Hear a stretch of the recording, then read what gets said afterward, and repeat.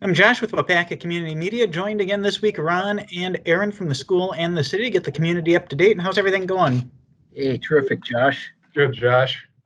And one of those recurring topics, we're going to start with COVID. And Ron, as the expert that's been studying the numbers day by day, week by week, what are you seeing right now?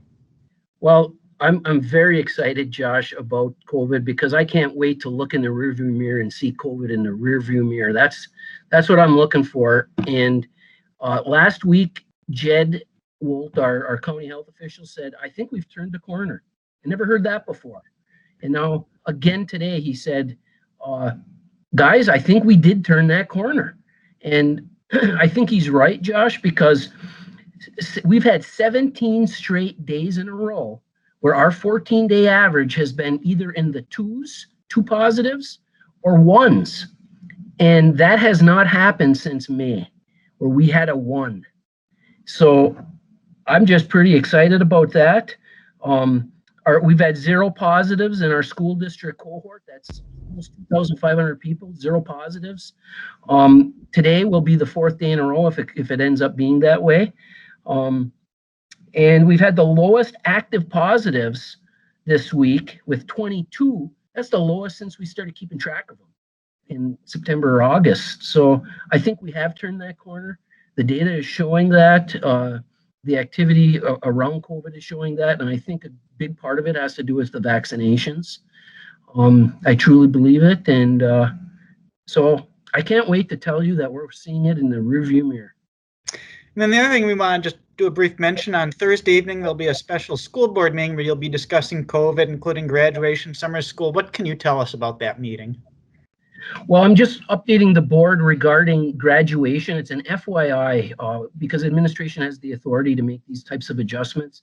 And our medical team on Friday said that we could move our, instead of being 6 feet apart for graduation, which caused only 4 guests per graduate, we can now be 3 feet apart. So that means we can have 8 guests per graduate. So that's another positive. Yeah, so just an FYI for the board. And then this thing about walking masks or moving masks came up, that we could do that over summer school. And that's exciting. So a moving mask means I have my mask on while I'm walking. And then when I sit down in my chair, if I'm a student, and I'm 6 feet apart from the other kids in the summer at summer school, I can take my mask off. So if you get up and move around, you put your mask on. That's moving masks. So it's unfortunate we had to have a special board meeting for this, but it's because the board made a motion on Tuesday, May 11th at the regular meeting to make masks mandatory for summer school, which means you have them on all the time, unless you're all by yourself in your office, anytime, whether you're sitting and by others. So this is a significant change. So I need the board to actually take a motion to do that. I just unilaterally can't because of a board. I can't go against the board's decision. So that's what that's all about. And that shows how quick things change and how nimble the school district is in responding to this. And that's part of the reason you've been open the whole school year too, is just making these quick changes as it comes up. But certainly positive looking. It is. We're happy. Thanks, Josh. So on the city side of things, the city council made some changes in regards to city facilities and COVID at their meeting. Aaron? Yeah, last night we had a city council meeting, and one of the things that was discussed was the latest guidance from the CDC, which came out last Thursday afternoon. We made an addendum to the agenda on Friday of last week. And we have really been following CDC guidelines and county health guidelines throughout this entire process. And that trajectory did not change last night. City council did vote to follow the CDC guidelines, which basically state that in public buildings, if people are vaccinated, they do not have to wear masks. If people are not fully vaccinated, it is still suggested that they do wear masks. We're not going to be collecting vaccination cards. We trust that people are honest, and that's what you can expect when you come into a city building. So we'll very much look forward to seeing everyone's faces. It's kind of interesting. Last night at council, everyone kind of took their masks off after the vote that was vaccinated, and it was being able to give facial expressions across the room, is something I'm not used to in a while. So it was nice.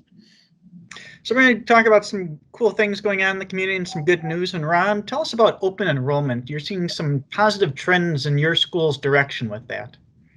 Yeah, we were at a deficit in our open enrollment in compared to out when I was hired in 2019. And so this morning I got some really good news comparing it back to 2 years ago. We're closing that gap. We had more open enrollment. We still have more open enrollment out than we have coming in. But the new open enrollment applications that we processed and are getting ready to send to the state are showing actually it's a wash with the new ones this year. That's the first time that's happened. And that's a lot better than when it was last year. We had 17 more going out than coming in. So it's nice to see that reverse of the trend, and that'll help us with our declining enrollment issue that we're working on. And as you know, Josh, we've talked about it here before. The city, the chamber, and the school district are marketing together actively on social media to try to help people around the state and the region in the Midwest know that this is a great place to live. This is a great place to raise a family, to have your children get educated, to work. And with a lot of people able to work remotely, there's people. I have a neighbor who chose to move to Waupaca. They can work anywhere, but they chose Waupaca. And so they're going to tell their story, and it'll be added to the social marketing to help people hopefully relocate here. Very cool. And then Aaron, going to be a busy day in Waupaca on Saturday. You can highlight that for us. Yeah, it is. And it's supposed to be, as I got my weather report from you, Josh, it's supposed to be beautiful. It's going to be warm and hopefully dry. Right. So we have a couple different events that we're going to talk about. One is a partnership actually with the library and the airport. There's going to be, they're called the Wisconsin Kiters. So a great family event, kids who like flying kites, or even anybody who wants to just see something cool. These are gigantic kites. It's not your typical diamond that you'll see up in the sky. Big kites with kind of in caricature type of, you might see Mario up there or whatever it might be.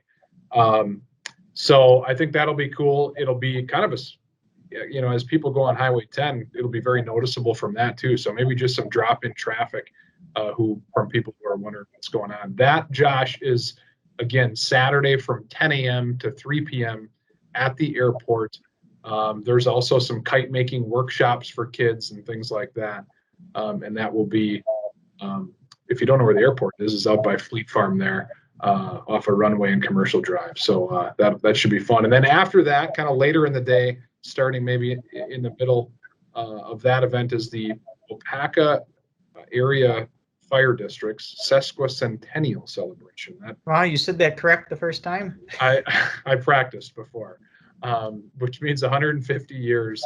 Quite the celebration for them. As everyone probably knows, they are a volunteer fire district, which is amazing. The service that they provide on a volunteer level to our whole area should be celebrated. Give a credit to the people who are organizing this. And it's going to be at Swan Park. And I believe before even the Swan Park things happen, there's going to be a parade. And that's going to go from Shoemaker Drive to Churchill Street to School Street over to Badger Street and kind of end in the downtown area. That's going to start at 10 a.m. and that's going to be the largest, I'm told, the largest parade of fire trucks ever to go through Waupaca. So that'll be kind of neat. There's going to be some pretty antique fire trucks in there. So if you're into that stuff, you'll see some pretty old and some restored stuff in there.